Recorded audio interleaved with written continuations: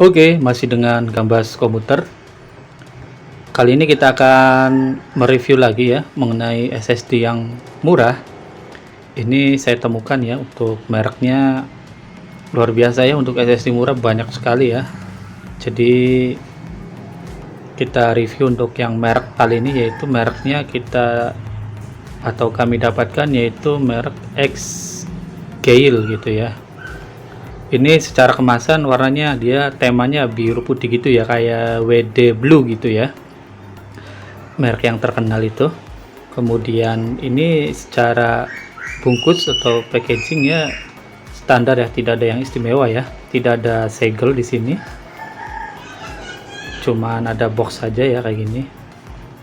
Kemudian untuk yang kali ini kita akan review yang kapasitas 128 GB ya.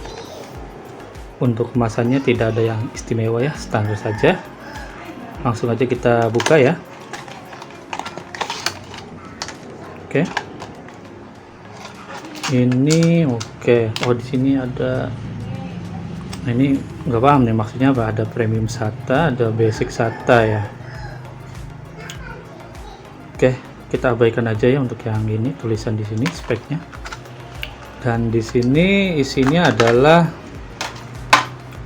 untuk apa namanya, untuk isinya tidak ada kartu garansi atau manual ya. Kemudian ini SSD-nya tidak ada yang istimewa ya. Oh, warnanya ternyata ya lumayan nih, untuk warnanya beda daripada yang lain ya. Kebanyakan SSD warnanya hitam doff ya, hitam. Ini dia warnanya biru, apa ini namanya ya, biru lah, birunya bagus juga ya. Kemudian untuk bahannya juga tidak terasa plastik, enggak ya, kayak apa ini, aluminium atau besi-besi gitu ya. Jadi dia beda ya bahannya dengan SSD kebanyakan ya. Sini X-Scale, dan ini made in China ya, China. Kemudian tidak ada tulisan lagi yang menarik. Dan untuk tipe yang SSD ini jangan lupa ya, ini yang SATA ya, jangan sampai beli ya. Ini colokannya standar ya, yang ada di pasaran ya, pasti bisa lah atau support ya jika dipasang pada laptop atau komputer. Oke, ini secara tampilan SSD-nya, isinya ternyata lumayan juga ya, cukup menarik ya. Ini bagus loh ini ya bahannya, dan kerasaannya, feel-nya gitu ya, lumayan. Oke, nanti kita coba uji ya, atau tes bagaimana performanya, kemudian komponen-komponen yang ada di dalamnya, secara spesifikasi di mana dia menggunakan controller apa, nanti kita jabarkan ya untuk di bagian selanjutnya.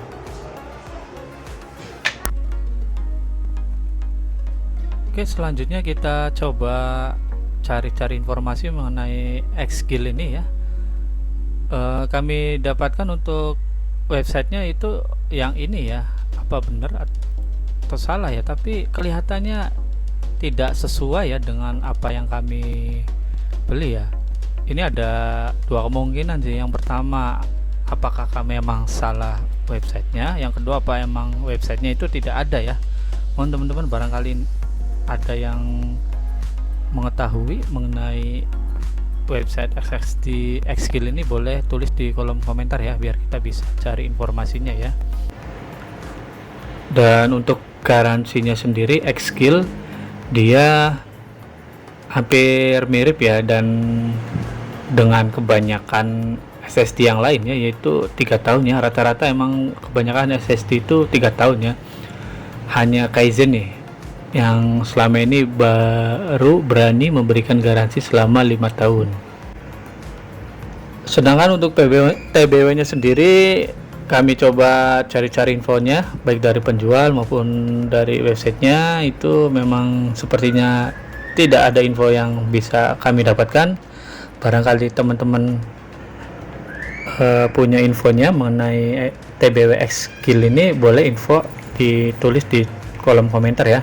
Dan di sini tetap untuk Midas Force dia tetap unggul ya dengan 90 tera ya. Di bawahnya ada Kaizen dengan 80 tera. Selanjutnya kita cek identifikasi ya, atau kalau orang mah KTP-nya lah ya, kayak gitu. Untuk harddisk model ID-nya di sini terbaca EX strip 128G ya, cukup lumayan ya, tidak terlihat ngasal. Cuman di sini memang SSD controllernya tidak terbaca dengan baik ya. Di sini tidak tertera dia menggunakan controller apa ya. Baik, selanjutnya kita lakukan pengujian pada laptop Axio ya, dengan prosesor Intel Core i3, kemudian RAM-nya 4GB dan sistemnya yaitu Windows 10. Baik, langsung saja kita lakukan pengujian ya terhadap SSD Xgill ini. Pengujian dilakukan pada laptop Axio ya, menggunakan prosesor Intel Core i3, RAM-nya 4GB dan sistem operasinya itu Windows 10. Untuk yang pertama itu proses read atau kemampuan membaca datanya. Ini biasanya pengaruh pada kita proses booting atau misalnya membuka dokumen atau kita membuka aplikasi dan sebagainya. Di sini terlihat secara grafik ya udah lumayan stabil ya, cukup stabil ya. Relatif untuk kebanyakan SSD itu memang ya, untuk proses readnya itu dia stabil ya. Di sini terlihat stabil ya di angka sekitar 275 Mbps. Dan jika kita bandingkan dengan SSD yang lain, untuk Xgill 128 ini dia mendapatkan rata-rata 285 Mbps ya, ini cukup cepat ya.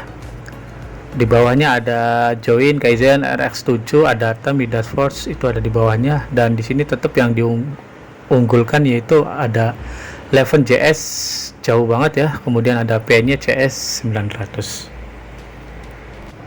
Selanjutnya kita uji yaitu proses write atau kemampuan menulis data. Contohnya misalnya kayak kita melakukan Windows update, kemudian copy data, ini pengaruhnya di sini ya. Misalkan untuk yang video editor render kayak gitu, sedikit banyak pengaruh ya di proses write ini. Terlihat dari awal dia boleh dikatakan stabil di angka 200 Mbps ya, tapi kemudian ketika di tengah-tengah sekitar 43 GB dia kecepatannya turun drastis di kisaran 40 Mbps. Dan jika dibandingkan dengan yang lain, untuk Xgill 128 dia posisinya ada di tengah-tengah ya, dengan rata-rata 106 Mbps ya. Ini ya posisinya tengah-tengah lah, tetap ya. Untuk Leven dan PN-nya dia di atas ya posisinya ya, cukup cepat ya, belum ada yang geser nih posisi Leven dan PN ini. Dan jika dibandingkan dengan SSD yang lain, Xgill ini dia write drop atau penurunan performanya cukup baik ya, berada di angka 43 GB ya. Ini mirip ya dengan DST ya, tetap di atas ada PN-nya dan Leven dia di angka 45 GB ya penurunan performanya. Baik, selanjutnya kita cek ya untuk suhunya dari pengujian dari awal sampai akhir. Untuk Xgill 128 ini dia terbaca dari awal sampai akhir yaitu 40 derajat Celcius. Ini ya seperti SSD kebanyakan ya, bisa dibilang sensor suhunya atau pembacaan suhunya itu dia kurang baik ya, atau bisa dikatakan tidak ada ya. Jadi di sini terlihat stuck atau diam saja di 40 derajat Celcius. Jika dibandingkan dengan yang lain, untuk Xgill jelas ya dia berada posisinya mirip dengan SSD yang kebanyakan kayak Crucis, DST, Kingspec, RX7, Kaizen, itu mirip-mirip lah. Dia sensornya itu hampir bisa dikatakan tidak ada ya. Di sini tetap untuk suhu yang paling dingin ada Midas Force, PNY, dan di bawahnya lagi ada ADATA 11 ya, yang pembacaan sensor suhunya cukup baik. Baik, selanjutnya kita akan uji menyalakan laptop atau proses booting ya. Untuk Xskill 18GB ini dia membutuhkan waktu selama 21 detik ya. Ini relatif cepat ya, tidak ada yang istimewa sih sebenarnya, dia posisinya di tengah-tengah ya. Di sini tetap PNY dan 11, kemudian WD Green dia tetap unggul ya di 19 detik.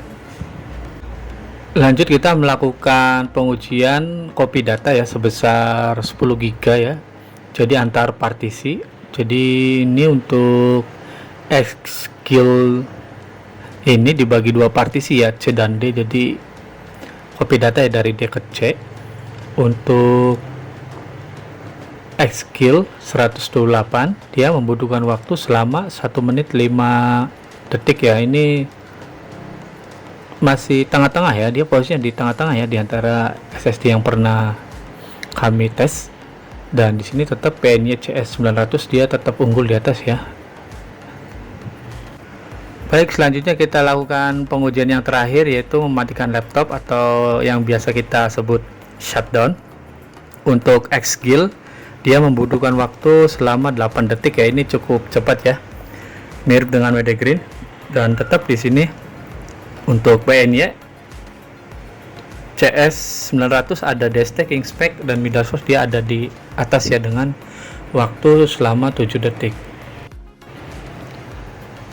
Selanjutnya untuk dari segi harga ya, Xskill yang kapasitas 128GB dibanderol di harga 119.000 ya. Ini terlihat paling murah ya dari SSD yang pernah kami tes, dan ini harga kebetulan kami belinya online ya. Jadi harga ini ingat ya, belum termasuk kalau pasang sendiri sih mungkin nggak masalah ya, tapi kalau misalkan kita dipasangkan atau di setting gitu, terima beres di toko komputer, mungkin ada biaya tambahan ya. Jadi ini harga cuman spare partnya aja, spare part SSD nya aja ya, belum termasuk jasa pasang dan instalasi Windows atau sistem dan aplikasi yang lainnya. Setelah kita lihat ya dari segi bentuk SSD nya, terus spesifikasi, fitur-fitur yang ditawarkan dan pengujian, untuk Xskill menurut kami pribadi yaitu pertama, keunggulannya dia jelas ya, harganya relatif lebih murah ya jika dibandingkan dengan yang lain ya. Dia hanya dibanderol di harga 119.000 ya, cukup murah ya. Kemudian bahannya ya, bahan yang digunakannya itu bukan plastik ya, tapi aluminium ya. Ini menurut kami pribadi cukup bagus ya untuk menghantarkan panasnya ya, karena SSD ini kan lumayan panas ya komponennya ya. Jadi untuk pembuangan panasnya kami rasa ini cukup bagus ya, karena bahannya aluminium. Kemudian dari segi warnanya ini menurut kami cukup menarik ya, birunya kayak biru apa ya, biru metro gitu, cukup menarik ya. Jadi ini cukup jadi unggulan lah daripada Xskill ini ya, jika dibandingkan kebanyakan SSD yang warnanya hanya hitam, doff kayak gitu pasaran gitu kan ya. Sedangkan untuk kekurangannya seperti kebanyakan SSD ya, yang pertama controller yang digunakannya dia belum jelas ya apa yang digunakannya gitu ya. Kemudian pembacaan suhunya juga belum baik, bisa jadi karena sensor suhunya tidak ada ya. Dan untuk websitenya sendiri itu atau informasi mengenai produknya itu sangat terbatas ya. Jadi mungkin untuk informasi kayak TBW ya kan, kayak controller, jadi kita juga tidak bisa cari informasinya. Kemudian untuk proses klaim garansinya juga karena ini tidak ada semacam service center dan sebagainya, jadi mau nggak mau kita harus klaim garansinya ke penjualnya langsung ya, dimana kita tempat belinya kayak gitu. SSD X-Gill ini menurut kami sangat cocok ya untuk pemula ya, yang ingin mencoba kecepatan SSD ya. Mungkin selama ini pakai hard disk yang mungkin kurang cepat ya performanya, mungkin ini bisa jadi solusi ya bagi teman-teman yang ingin mencoba mendongkrak performa dari komputer atau laptopnya yang tadinya lemot menjadi cepat. Ini mungkin bisa jadi pilihan dan solusi ya. Dan jika untuk penggunaan ringan ya, misalnya kayak ngetik-ngetik, itu browsing atau nonton film drama Korea, ini nggak jadi masalah sih kalau menurut kami pribadi ya, cocok-cocok aja ya. Jadi untuk sistem, terutama untuk sistem Windows 10 ya, itu teman-teman wajib ya, zaman sekarang itu wajib pakai SSD ya, jangan pakai hard disk.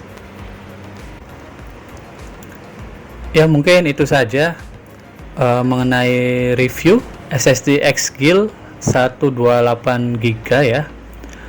Mudah-mudahan teman-teman diberikan pencerahan ya dan kejelasan ya dari awal, dari proses unboxing dan proses pengujian itu.